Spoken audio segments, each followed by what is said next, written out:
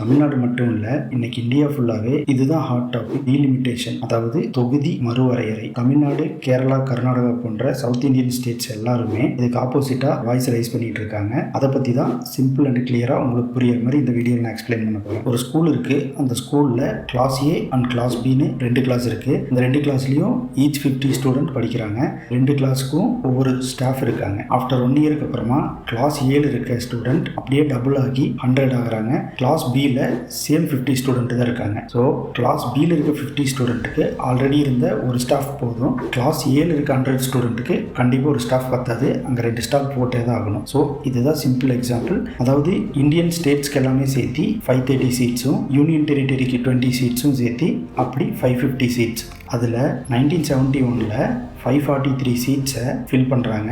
அதுக்கப்புறம் 5 வருஷம் கழித்து 1976 நம்ம கண்ட்ரியோட எக்கானமியை பூஸ்ட் பண்ணுறதுக்காக சென்ட்ரல் கவர்மெண்ட் பாப்புலேஷன் கண்ட்ரோலை என்ஃபோர்ஸ் பண்ணுறாங்க. ஸோ அந்த டைமில் நம்ம ஸ்டேட்ஸில் இருக்கிற எல்லா ஸ்டேட் லீடர்ஸும் அந்த பாப்புலேஷன் கண்ட்ரோல்னால நம்ம எம்பி சீட்ஸ் ஏதாவது பாதிக்கும் அப்படின்னு பயப்படுறாங்க. அதனால அப்போ பிஎம்மாக இருந்த இந்திரா காந்தி அம்மா இப்போ இருக்க எம்பி சீட்ஸை சேம் கவுண்டோட நெக்ஸ்ட் 25 இயர்ஸ்க்கு ஃப்ரீஸ் பண்ணுறேன்னு ஆர்டர் பாஸ் பண்ணுறாங்க. அதுக்கப்புறம் 25 இயர்ஸ் கழிச்சு 2001 அந்த ஃப்ரீசிங் பீரியட் முடியுது. அவங்க நினச்ச மாதிரி நம்ம நாட்டோட எக்கானமியும் பூஸ்ட் ஆகலை, பாப்புலேஷனும் கண்ட்ரோல் ஆகலை.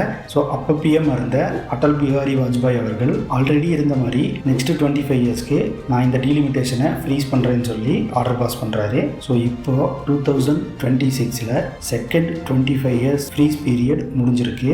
இப்போ பிஜேபி என்ன சொல்கிறாங்கன்னா, ஆல்ரெடி இருக்க 543 எம்பி சீட்ஸ் இல்லாமல் எக்ஸ்ட்ரா 33% ஆஃப் எம்பி சீட்ஸை நாங்கள் உமன்ஸுக்கு கொடுக்குறோன்னு சொல்கிறாங்க.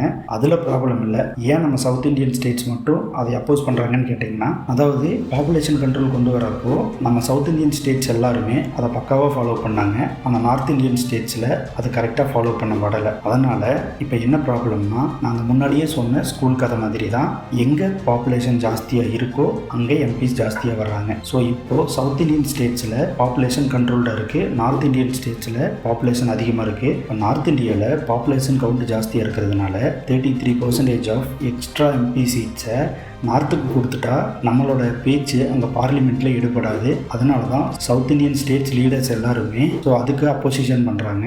பாப்புலேஷன் கண்ட்ரோலை பக்காவாக ஃபாலோ பண்ண சவுத் இந்தியன் ஸ்டேட்ஸ்க்கு கம்மியான எம்பிஸ் கொடுத்துட்டு கரெக்டாக ஃபாலோ பண்ணாத நார்த் இந்தியன் ஸ்டேட்ஸ்க்கு அதிகமான எம்பிஸ் கொடுக்கறது நியாயமே இல்லைன்னு சவுத் இந்தியன் ஸ்டேட் லீடர்ஸ் எல்லாருமே சொல்கிறாங்க. So this is called delimitation. இதை நீங்கள் புரிஞ்சிருப்பீங்க, தெரிஞ்சிருப்பீங்கன்னு நம்புகிறேன். இந்த மாதிரி டிஃபிகல்ட்டான விஷயத்தை ஈஸியாக தெரிஞ்சுக்க நம்மளோட பேஜை ஃபாலோ பண்ணிக்கோங்க. நன்றி.